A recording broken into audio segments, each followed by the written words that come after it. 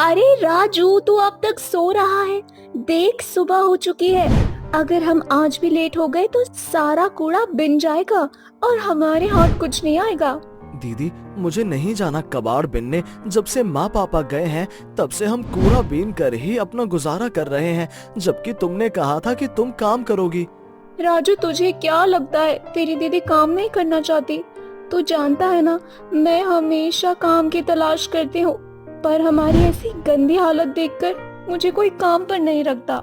गुड़िया और राजू अभी छोटे ही थे कि उनके माता पिता का देहांत हो गया। अनाथ गुड़िया और राजू अपना पेट भरने के लिए गली मोहल्ले जाकर कूड़ा बीना करते थे और उन्हें कबाड़ी की दुकान पर बेच दिया करते थे। परंतु आज जब राजू गुड़िया से सवाल करता है तो गुड़िया उदास हो जाती है। अपनी बहन का उदास चेहरा देख राजू को जरा भी अच्छा नहीं लगता और वो गुड़िया से कहता है, दीदी, तुम उदास मत हो, सब ठीक हो जाएगा। आज हम और दिन से ज्यादा कूड़ा बिनेंगे ताकि ज्यादा मुनाफा हो, और जब आज हमारा ज्यादा मुनाफा होगा तो मैं तुम्हारे लिए कपड़े लेकर आऊंगा। तुम्हारे इन फटे हुए कपड़ों को देखकर तुम्हें कोई नौकरी नहीं देता ना, पर देखना, जब तुम अच्छे कपड़े पहनकर जाओगी तो तुम्हें सब नौकरी देंगे। अब राजू और गुड़िया अपना गंदा फटा पुराना थैला लेकर कूड़ा बीनने के लिए चले जाते हैं और गली गली जाकर कूड़ा बीनने लगते हैं। इसी बीच गुड़िया को एक पुरानी खराब थाली मिलती है। उस थाली को देख गुड़िया खुद से कहती है, घर में एक ही थाली है और राजू का हमेशा से मन करता है कि वो और मैं साथ में बैठकर खाएं। अब 2 थाली हो जाएंगी तो वो और मैं साथ में बैठकर खाएंगे। इतना बोलकर गुड़िया उस थाली को अपने गंदे से थैले में भर लेती है। शाम को दोनों भाई बहन गली के चौराहे पर मिलते हैं और वहाँ से कबाड़ी की दुकान पर जाकर सारा कबाड़ बेच देते हैं, पर गुड़िया उस थाली को संभाल के रखती है। अब दोनों भाई बहन अपने पैसे लेकर घर की ओर निकलते हैं। तभी रास्ते में कुछ गुंडे उन दोनों को घेर लेते हैं और उन दोनों को धमकाते हुए उनसे बोलते हैं, तुम दोनों के पास जितना भी रुपया पैसा है सब हमें दे दो। अगर तुमने हमें पैसे नहीं दिए तो हम यहीं पर तुम दोनों की गर्दन को उड़ा देंगे। नहीं नहीं, मेरे भाई को कुछ मत करना। मेरे पास कुछ पैसे रखे हैं, तुम हमारे सारे पैसे ले लो। गुंडे के डर से गुड़िया और राजू अपने सारे पैसे गुंडों को दे देते हैं। अब गुड़िया अपने भाई के साथ घर जाती है, जहाँ राजू रोता हुआ अपनी बहन से बोलता है, दीदी, उन गुंडों ने हमसे हमारे सारे पैसे छीन लिए। अब हमारे पास कूड़ा भी नहीं है और रात भी हो चुकी है। लगता है आज हमें भूखे ही सोना पड़ेगा। राजू, तू रो मत। तू रोता है तो मुझे अच्छा नहीं लगता। तू यहीं रुक, मैं घर में खाने का इंतजाम करती हूँ। इतना बोलकर गुड़िया घर में कुछ खाने की चीज ढूंढने लगती है और तभी राजू की नजर उस थाली पर पड़ती है और वो अपनी बहन से बोलता है, दीदी, ये थाली कितनी बड़ी है और भारी भी है। क्यों ना हम इस थाली को ही बेचकर कुछ खाने का सामान ले आए। नहीं राजू, ये थाली बेचने के लिए नहीं है, बल्कि ये थाली मैं तेरे लिए लाई हूँ ताकि हम दोनों भाई बहन साथ में बैठकर खा सके। इतना बोलकर गुड़िया अनाज के सभी डब्बों को खोलकर उसमें अनाज देखने लगती है, लेकिन उसे अन्न का दाना भी नहीं मिलता और एक डब्बे में से दाल का एक दाना थाली में जा गिरता है और पल भर में ही पूरी थाली दाल से भर जाती है। ये देखकर गुड़िया और राजू की आंखें फटी की फटी रह जाती है और राजू गुड़िया से बोलता है, दीदी, इसमें तो एक दाल का दाना गिरा था, फिर ये थाल पूरी दाल से कैसे भर गई? कहीं ये थाल जादुई तो नहीं?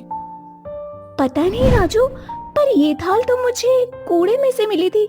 तू 1 मिनट रुकना राजू। इतना बोलकर गुड़िया पड़ोस से चावल के कुछ दाने लेकर आती है और इस थाल में चावल का एक दाना डालती है। बस फिर क्या था, पल भर में ही जादुई थाली चावल से भर जाती है। अब गुड़िया समझ जाती है कि ये थाल कोई साधारण नहीं बल्कि जादुई है। अब गुड़िया और राजू खाना बनाकर और खाकर सो जाते हैं और अगली सुबह जब राजू कूड़ा बीनने के लिए जल्दी उठता है तो गुड़िया राजू से बोलती है, नहीं राजू, अब से हम कूड़ा नहीं बीना करेंगे क्योंकि अब हमारे पास जादुई थाली है। अब हम इस जादुई थाली की मदद से अपने खुद के राशन का व्यापार करेंगे। तू यहीं रुक, मैं अभी पड़ोसियों से थोड़ा थोड़ा अनाज मांग कर लाती हूँ। अब गुड़िया गांव में हर घर जाकर अलग अलग प्रकार का अनाज ले आती है। जैसे किसी घर से छोले, किसी घर से राजमा, तो किसी के घर से गेहूँ। इस तरह से वो अपने घर आकर गुड़िया एक एक करके उस थाली में अनाज का एक एक दाना डालती है और पल भर में ही पूरी थाली अनाज से भर जाती है। फिर क्या था, पूरे दिन की मेहनत के बाद गुड़िया इतना अनाज इकट्ठा कर लेती है कि वे उसे बेच सके। अब गुड़िया अलग अलग थैले में अनाज बांध देती है और शाम को अपने भाई के साथ बाजार जाकर उन्हें बेच देती है। अनाज को बेचने से आज पहली बार दोनों भाई बहन को काफी मुनाफा हुआ था। ये देख राजू गुड़िया से बोलता है, दीदी सही कहते हैं, जिसका कोई नहीं होता उसका भगवान होता है। देखो, हमारा इस दुनिया में कोई नहीं था, हमें कोई खाने को नहीं देता था, इसीलिए भगवान ने तुम्हें ये जादुई थाली दे दी। अभी हम इस थाली से जो चाहे वो ले सकते हैं। हाँ राजू, तू सही बोल रहा है। अच्छा राजू, तेरे पास 2000 का नोट है ना? तू वो मुझे दे दे। हाँ दीदी, अभी देता हूँ। इस तरह से राजू 2000 का नोट गुड़िया को दे देता है और गुड़िया उन 2000 के नोट को प्लेट में रख देती है। फिर क्या था, पूरी थाल 2000 के नोट से भर जाती है। इस तरह से बहुत जल्द गुड़िया और राजू एक गरीब अनाथ बच्चे से अमीर हो जाते हैं। देखते ही देखते गुड़िया अपने छोटे से घर को आलीशान महल में बदल देती है और अब राजू भी स्कूल जाने लगता है। पर ये सब कुछ देखकर गांव वालों को उनकी तरक्की हजम नहीं होती। ऐसे ही एक दिन रूबी नाम की एक औरत गुड़िया के घर जाती है और गुड़िया से कहती है, अरे गुड़िया बेटी, ऐसी कौन सी लॉटरी लग गई तुम दोनों भाई बहन के हाथ, जो 1 महीने के अंदर ही तुम दोनों ने इतनी तरक्की कर ली, इतना सुंदर घर बना लिया तुम लोगों ने। आंटी, ये सब कुछ तो भगवान का दिया है। कहते हैं ना, भगवान जब देता है तो छप्पर फाड़ कर ही देता है। तो ऐसा ही कुछ मेरे और मेरे भाई के साथ हुआ है। गुड़िया की जलेबी जैसी बातें सुनकर रूबी मुंह बनाकर वहाँ से चली जाती है। लेकिन राजू और गुड़िया अमीर होने के बाद भी घमंड नहीं करते और जादुई थाल की मदद से गरीब गांव वालों और जरूरतमंदों की मदद करते हैं। ये देखकर सभी गांव वाले, जो पहले राजू और गुड़िया को अनाथ कहकर दुत्कार दिया करते थे, आज वही गांव वाले उन दोनों भाई बहन का सम्मान करते हैं। रूबी और उसके पति को गुड़िया और राजू का सम्मान अच्छा नहीं लगता और एक दिन रूबी चुपके से गुड़िया के घर जाती है, जहाँ वो देखती है, अब देखना राजू, मैं अपना एक हार इस थाल में डालूंगी तो कैसे वो अनेकों हार में बदल जाएगा। हाँ दीदी, फिर हम ये सारे गहने नीतू दीदी को दे देंगे। कल उनकी शादी है ना, अगर कल हमने उन्हें गहने नहीं दिए तो लड़के वाले ये रिश्ता तोड़ देंगे। उन दोनों भाई बहन की बातें सुनकर जादू थाल को देख रूबी को पता चल जाता है कि आखिर कैसे ये दोनों अनाथ भाई बहन अमीर हुए। अब क्या था, अब रूबी इस फिराक में लग जाती है कि कैसे भी वो जादुई थाल हथिया सके। सभी लोग नीतू की शादी में बिजी थे, गुड़िया भी राजू के साथ वहीं थी। इसी बात का फायदा उठाकर रूबी गुड़िया के घर से उसका जादुई थाल चोरी करने की कोशिश करती है, पर जादुई थाल एक बड़ा सा पत्थर बनकर उसके सिर पर गिर जाता है। ये देखकर रूबी वहाँ से 9-11 हो जाती है और फिर कभी भी उस जादुई थाल की चोरी करने के बारे में नहीं सोचती। गोविंद अपनी बीवी सरला और अपने 2 छोटे बच्चे मुन्नी और चीकू के साथ रहा करता था। गोविंद एक गरीब व्यक्ति था। वह अपने घर की आर्थिक स्थिति चलाने के लिए कड़कती धूप में जाकर कभी समोसे तो कभी चाउमीन बेचा करता था। सरला भी इसमें उसकी खूब मदद किया करती थी। ऐसी ही एक दिन की बात है, गोविंद अपनी बीवी सरला के साथ स्कूल के बाहर खड़ा होकर समोसे बेच रहा होता है, तो वहीं दूसरी ओर मुन्नी और चीकू थके हारे धूप से घर वापस आ रहे होते हैं और पंखा चलाकर बैठ जाते हैं। लेकिन पंखा इतने धीरे चल रहा होता है कि उन दोनों को पंखे की हवा ही नहीं लगती। अब जैसे ही सरला और गोविंद घर आते हैं तो मुन्नी और चीकू गोविंद से बोलते हैं, पापा, आप एक कूलर क्यों नहीं ले लेते? देखो कितनी ज्यादा गर्मी है और मेरे सभी दोस्तों के घर में भी कूलर है। पर बेटा, हमारे पास इतने पैसे नहीं है कि हम कूलर ले सके। आपके पास कभी भी हमारे लिए पैसे नहीं होते। हम आपसे कुछ भी मांगते हैं तो आप उसे पूरा नहीं करते। आप दोनों गंदे मम्मी पापा हैं। चलो दीदी, हम बाहर खेलने चलते हैं। इस तरह से मुन्नी और चीकू बाहर खेलने के लिए चले जाते हैं। उन दोनों के जाने के बाद गोविंद बहुत निराश हो जाता है, जिसके बाद सरला गोविंद से बोलती है, देखिए आप उदास मत होइए, अभी वो दोनों बच्चे हैं। उन दोनों के अंदर अभी इतनी समझ नहीं है कि अपने पिता से कैसी बात की जाती है। सरला, मैं इस बात से दुखी नहीं हूँ कि मेरे बच्चों ने आज मुझे क्या कहा, बल्कि मैं तो इस बात से दुखी हूँ कि आखिर मैं इतना गरीब क्यों हूँ। इतनी मेहनत करने के बाद भी मैं अपने बच्चों की एक छोटी सी इच्छा पूरी क्यों नहीं कर पा रहा। इस तरह से गोविंद बहुत ज्यादा दुखी हो जाता है। गोविंद को दुखी देख सरला भी बहुत ज्यादा दुखी हो जाती है। अब शाम को बच्चे बाहर से खेलकर घर आते हैं और गर्मी में पढ़ाई करने के लिए बैठ जाते हैं, लेकिन गर्मी के मारे वो दोनों पढ़ाई नहीं कर पाते।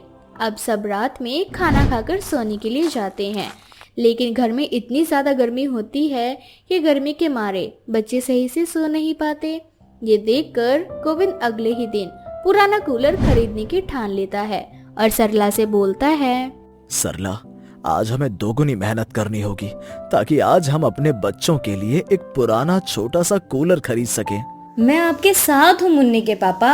इस तरह से आज गोविंद और सरला सुबह से समोसे बेचने के लिए निकल जाते हैं और शाम को वो एक दुकान पर जाकर पुराना कूलर मांगते हैं, लेकिन उन्हें पुराना कूलर नहीं मिलता और नए कूलर का दाम बहुत ज्यादा होता है। अब थक हार कर गोविंद और सरला अपने समोसे के साथ घर निकल पड़ते हैं, परंतु तभी रास्ते में उसे एक कबाड़ी की दुकान दिखती है।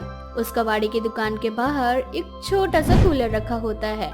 गोविंद उस कूलर को देखकर उस दुकान वाले के पास जाता है और दुकान वाले से बोलता है, मालिक, ये कूलर खराब मालूम पड़ता है, क्या आप मुझे कबाड़े के भाव में ये कूलर दे सकते हैं? अरे हाँ भाई, क्यों नहीं। वैसे भी ये कूलर मेरे किसी काम का नहीं है। वो तो एक ग्राहक आकर इसे कबाड़े के भाव में बेच गया था। मैंने जितने पैसे उस आदमी को दिए थे, अगर उसका दोगुना दाम तू मुझे दे दे तो मैं ये कूलर तुझे हाथों हाथ दे दूंगा। अब बताइए, मैं आपको इस कूलर का कितना दाम दूं? यही कुछ 2000 दाम सुनकर गोविंद सोच में पड़ जाता है और कुछ देर बाद दुकानदार से बोलता है, अभी तो मेरे पास केवल 1000 ही रुपए हैं। आप एक काम कीजिए, ये 1000 रुपए रख लीजिए, बाकी के 1000 रुपए मैं आपको कुछ दिनों के बाद दे जाऊंगा। इस तरह से गोविंद उस कबाड़ी की दुकान से वो पुराना कूलर खरीद लेता है और घर पर लाकर अपने हाथों से उसे ठीक करता है। अब कूलर ठीक हो जाता है। शाम को जब बच्चे खेलकर घर आते हैं तो वो लोग अपने घर में कूलर देखकर बहुत खुश होते हैं। अब दोनों बच्चे कूलर के सामने बैठकर पढ़ाई करते हैं, तो वहीं दूसरी ओर सरला भी गोविंद के साथ समोसे बनाने की तैयारियों में लग जाती हैं। अगले दिन सरला और गोविंद समोसे बेचने के लिए फिर से कड़ी धूप में जाते हैं, लेकिन इस बार उन दोनों के समोसे पहले से ज्यादा बिकते हैं। ये देखकर उन दोनों को बहुत खुशी होती है और दोपहर में वो दोनों घर आकर कूलर की ठंडी ठंडी हवा खाते हुए बोलते हैं, सरला, ये कुछ पैसे बच गए हैं, इसे तुम संभाल कर रख दो। जैसे ही 1000 रुपए होंगे हम दुकान वाले को उसके पैसे दे आएंगे। ठीक है मुन्नी के पापा। अब सरला बिल्कुल ऐसा ही करती है। अगले दिन वो लोग फिर से समोसे बेचने के लिए बाहर जाते हैं और इस बार पहले से भी ज्यादा की कमाई होती है। ये देखकर तो सरला की खुशी का ठिकाना ही नहीं होता, क्योंकि जब से उनके घर में कूलर आया था तब से उनकी कमाई जो बढ़ गई थी। वह लोग अब कूलर को लकी मानने लगते हैं। अब गोविंद कुछ ही दिनों के अंदर 1000 रुपए जोड़ लेता है और दुकानदार को उसके पैसे दे आता है। तो वहीं दूसरी ओर सरला की पड़ोसन कांता जब उनके घर में कूलर देखती है तो सरला से बोलती है, अरे सरला बहन, तुम्हारे घर में कूलर? पर ये कूलर कब आया? इस कूलर को देखकर तो मालूम होता है कि ये कूलर बड़ा ही महंगा है। अरे नहीं बहन, ये कूलर तो हमने उधार कबाड़ी वाले के दुकान से लिया था। पता है, जब से ये कूलर हमारे घर में आया है ना, तो मानो हमारी किस्मत ही बदल गई है। गोविंद जी की कमाई भी अच्छी होने लगी है। महज 10 दिन के अंदर ही कूलर का कर्जा भी उन्होंने अपने सर से हटा लिया। सरला की खुशी देखकर कांता अंदर ही अंदर जल उठती है और अपने घर में जाकर अपने पति से लड़ाई करती है। अब कांता और उसका पति गोविंद की तरक्की देखकर जलने लगते हैं। और एक दिन सरला घर में ही होती है और गोविंद अकेले समोसे बेच रहा होता है। तभी कांता गोविंद के पास जाती है और बड़ी ही चालाकी से गोविंद का ध्यान अपनी ओर कर लेती है। और इसी बीच कांता का पति उसके समोसे में किसी प्रकार की दवाई मिला देता है। अब जब गांव वाले गोविंद के समोसे खाते हैं तो उनकी तबीयत बिगड़ने लगती है और सभी गांव वाले गुस्से में आकर गोविंद को खूब मारते हैं, जिस वजह से गोविंद हॉस्पिटल में पहुंच जाता है और कोमे में चला जाता है। जब ये बात सरला को पता चलती है तो वो कूलर के सामने बैठकर रो रही होती है। मैंने और मेरे पति ने तो किसी का बुरा नहीं किया, फिर हमारे साथ इतना बुरा क्यों हुआ? क्यों गांव वालों ने मेरे पति को इतना मारा? आज वो कोमे में जा चुके हैं। सरकारी हॉस्पिटल के डॉक्टर ने तो उनका इलाज करने से भी मना कर दिया है। अब मैं अगर प्राइवेट हॉस्पिटल में उनको लेकर जाऊं तो इतने पैसे भी नहीं है मेरे पास। जादुई कूलर सरला की सारी बातें सुन लेता है और अपने आप कूलर में से बहुत सारे पैसे निकलते हैं। ये देखकर सरला बड़ी हैरान होती है और बोलती है, ये पैसे कूलर में से निकल रहे हैं? सरला, क्योंकि मैं एक जादुई कूलर हूँ, मैं तुम्हारी बातें सुन सकता हूँ और मैं बोल भी सकता हूँ। मैं इतने दिनों तक मौन था क्योंकि मैं देख रहा था कि तुम लोग लालची हो या नहीं, परंतु नहीं, तुम और गोविंद एक नेक दिल इंसान हो। बस इसीलिए मेरी वजह से तुम्हारी कमाई बढ़ रही है। परंतु ईर्ष्या में आकर तुम्हारी पड़ोसन ने तुम्हारे पति के समोसे में किसी प्रकार की दवाई मिला दी, जिस वजह से गांव वालों की तबीयत खराब होने लगी। इसीलिए गुस्से में आकर गांव वालों ने तुम्हारे पति को पीटा और आज गोविंद कोमा में है। परंतु तुम्हारे पति ने मुझे ठीक करके मुझे जिंदा किया था, इसीलिए मैं तुम्हारे पति की जान बचाऊंगा। लेकिन तुम मेरे पति की जान कैसे बचाओगे? सरला, तुम गोविंद को हॉस्पिटल से घर ले आओ। जब उसे मेरी ठंडी हवा लगेगी तो वो अपने आप ठीक हो जाएगा। जादुई कूलर के कहने पर सरला अपने पति को हॉस्पिटल से घर ले आती है और जब जादुई कूलर की ठंडी हवा गोविंद को लगती है तो गोविंद पहले की तरह ठीक हो जाता है। जिसके बाद रात में कूलर चुपके से कांता के घर जाता है और दोनों पति पत्नी की खूब पिटाई करता है। साथ ही सरला उन दोनों के खिलाफ रिपोर्ट लिखवाती है और पुलिस उन दोनों को अरेस्ट कर लेती है। अब एक बार फिर से सरला और गोविंद ईमानदारी से कमाने लगते हैं। चुड़ैल की सोने की गाय। ये कहानी रघुकुल नगर नाम के एक छोटे से गांव की है। उस गांव में दिया नाम की एक गरीब औरत अपने छोटे से बेटे राज के साथ रहा करती थी। दिया बहुत गरीब थी, पर फिर भी वो अपने घर का जैसे तैसे गुजारा किया करती थी। ऐसे ही एक दिन राज स्कूल से घर आता है और अपनी माँ को अपने स्कूल की फटी हुई ड्रेस दिखाकर बोलता है, माँ, ये देखो स्कूल की ड्रेस, ये फिर से फट गई। आखिर कब तक मैं ऐसे सिल सिल कर स्कूल में पहनकर जाता रहूंगा? अब तो नई ड्रेस दिला दो। बस बेटा, कुछ दिन की और बात है। इस ड्रेस को चला ले, फिर मैं तेरे लिए एक नई ड्रेस ला दूंगी। पर माँ, जब आपको मेरे स्कूल की ड्रेस लानी ही है तो फिर कुछ दिनों बाद क्यों, अभी क्यों नहीं? बेटा, अभी मेरे पास पैसे नहीं है और तुम्हें तो पता है ना, मैं कुछ दिनों से काम पर भी नहीं जा पा रही हूँ। माँ, आप हमेशा ऐसे ही बोलती हो। आपको नहीं पता, पर स्कूल में सभी बच्चे मेरा बहुत मजाक उड़ाते हैं और सर भी मुझे बहुत डांटते हैं कि मैं ये फटी ड्रेस स्कूल पहनकर ना आया करूं। राज की ऐसे बातें सुनकर दिया की आंखों में आंसू आ जाते हैं और वो अपनी गरीबी पर रोने लगती है। अपनी माँ को रोता देख राज को बड़ा बुरा लगता है और वो अपनी माँ के आंसू पोंछते हुए बोलता है, माँ, तुम मत रो। देखना, मैं बहुत पढ़ाई करूंगा और एक दिन बहुत बड़ा आदमी बन जाऊंगा। फिर हम गरीब नहीं रहेंगे माँ। अब मुझे स्कूल की नई ड्रेस भी मत दिलाओ। जब आपके पास पैसे होंगे तब आप मेरे लिए नई ड्रेस ले आना। बस आप रो मत माँ। मैं आपको रोते हुए नहीं देख सकता क्योंकि मैं आपसे बहुत प्यार करता हूँ। मेरा बच्चा कितना समझदार हो गया है तू। अच्छा बेटे, तू यहीं पर रुक, मैं कहीं और दूसरा काम और कुछ पैसों का इंतजाम करके आती हूँ। इतना बोलकर दिया गहरी सोच में पड़ जाती है और घर से बाहर निकलती है। उसी गांव में पास में एक जंगल था। कहा जाता है कि उस जंगल में एक चुड़ैल रहा करती थी, पर वो किसी का बुरा नहीं किया करती थी। दिया उसी जंगल में चली जाती है और उसे पता ही नहीं चलता उसे एक सोने की गाय नजर आती है। तो वो खुद को जंगल में पाती है और गाय को देखकर खुद से बोलती है, अरे इस घने जंगल में ये गाय किसकी है? और तो और ये तो सोने की गाय लग रही है। पर ये गाय हो किसकी सकती है? एक बार देखती हूँ। अगर मुझे इस गाय का मालिक नहीं मिला तो इस सोने की गाय को मैं अपने साथ ले जाऊंगी और इसे बेचकर इनसे मिले पैसों से राज की स्कूल की ड्रेस ले लूंगी। और क्या पता इस सुनहरी गाय की मुझे इतने पैसे मिल जाए कि मेरी गरीबी ही खत्म हो जाए।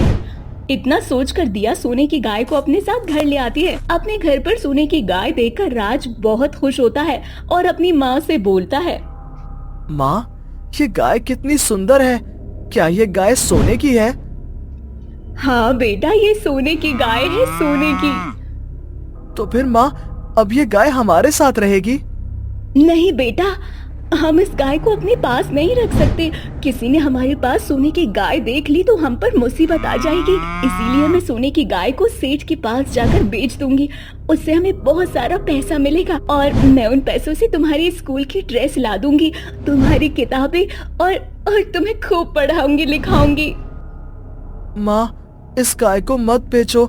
देखो ये कितनी सुंदर है और हम दोनों एक दूसरे को बहुत पसंद करते हैं। मैं इसका बहुत अच्छे से ख्याल रखूंगा। पर बेटा, हम इस गाय को नहीं रख सकते। तुम मेरी बात को समझो। इतना बोलकर दिया चुड़ैल की सोने की गाय को सेठ के पास ले जाकर उससे बोलती है, सेठ सेठ ये गाय है, मेरी गाय है। आप इसे रख लीजिए और बदले में मुझे कुछ पैसे दे दीजिए। मैं इस सोने की गाय को आपको बेचने आई हूँ। क्या? सोने की गाय? कहीं तुम मुझसे मजाक तो नहीं कर रही? नहीं सेठ, मैं मजाक नहीं कर रही। गाय आपके सामने खड़ी है, आप चाहे तो इसे देख सकते हैं। दिया के बोलने पर वो सेठ गाय को पूरी तरह से देखता है और उसकी जांच करता है। इसके बाद सेठ दिया से बोलता है, अरे मेरे हाथों खजाना लग गया। अरे दिया बहन, तुम्हें सोने की गाय कहाँ से मिली? ये तो खरा सोना है बिल्कुल। सेठ क्या फर्क पड़ता है, मुझे ये गाय कहीं से भी मिली हो, अब तो ये गाय आपकी हो जाएगी। इसीलिए इसका जो दाम बनता है वो आप मुझे दे दीजिए। दिया के बोलने पर सेठ दिया को कुछ पैसे देता है। दिया उन पैसों को लेकर चली जाती है। कुछ देर बाद शाम हो जाती है। शाम होने के बाद चुड़ैल अपनी गाय के पास जाती है, जहाँ वो देखती है कि उसकी गाय गायब है। जिसके बाद चुड़ैल पूरे जंगल में अपनी सोने की गाय को ढूंढती है, परंतु उसे उसकी गाय नजर नहीं आती। जिसके बाद चुड़ैल खुद से बोलती है, अरे मेरे सुख दुख के साथ ही मेरी जीवन साथी मेरी सोने की गाय कहाँ चली गई? अपने आप तो वो कहीं नहीं जाती। हमेशा मैं उसे यहीं छोड़कर सोने के लिए जाती हूँ, पर आज वो कहाँ है? यहाँ नहीं है। इसका मतलब जरूर कोई आया था और वो मेरी गाय को यहाँ से ले गया। मैं उस चोर को नहीं छोड़ूंगी, पता लगा कर रहूंगी कि आखिर किसने मेरी सोने की गाय चोरी की। इतना बोलकर चुड़ैल जंगल के पास वाले गांव में जाती है और इंसानी रूप लेकर एक औरत से बोलती है, बहन क्या तुमने यहाँ पर सुनहरी रंग की किसी गाय को देखा है? बहन मेरे पास तो बहुत सारे काम रहते हैं, अब मैं यही थोड़ा ना देखती रहूंगी कि कौन सी गाय कहाँ घूम रही है। अब सुनहरी गाय यहाँ से कहीं जाए या काली गाय जाए, तुम्हारी गाय तुम्हें ही मुबारक हो। तुम खुद ढूंढ लो अपनी गाय, मुझसे क्यों पूछती हो?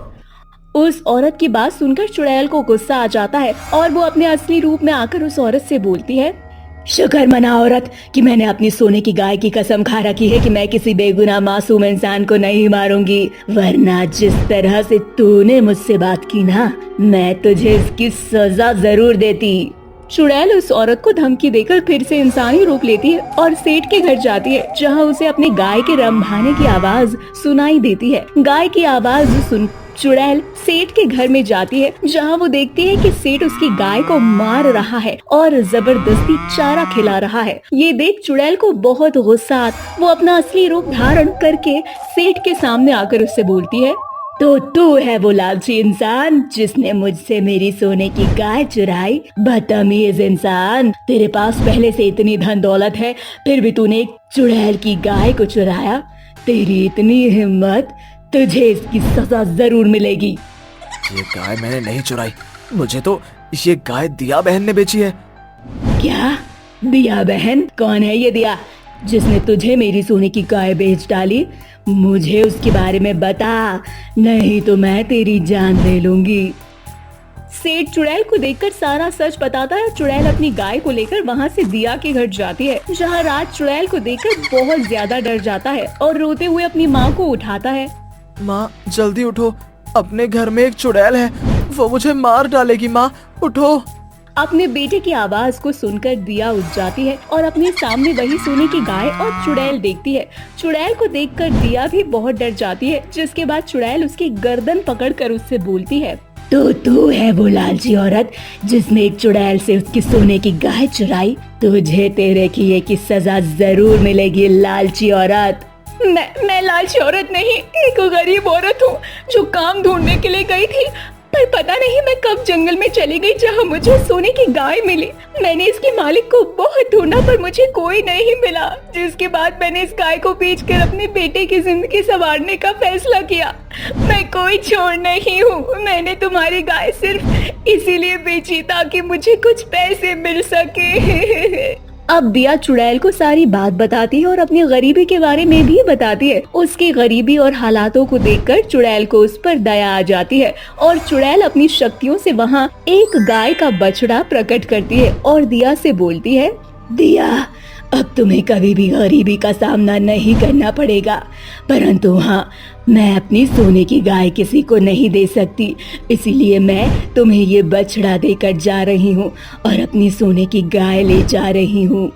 इतना बोलकर चुड़ैल सोने की गाय को अपने साथ ले जाती है और दिया उस बछड़े के सहारे अपनी जिंदगी की नई शुरुआत करती है। देखते ही देखते बछड़ा बड़ा हो जाता है और दिया की गरीबी भी धीरे धीरे खत्म होने लगती है और वो तीनों एक साथ खुशी खुशी रहने लगते हैं।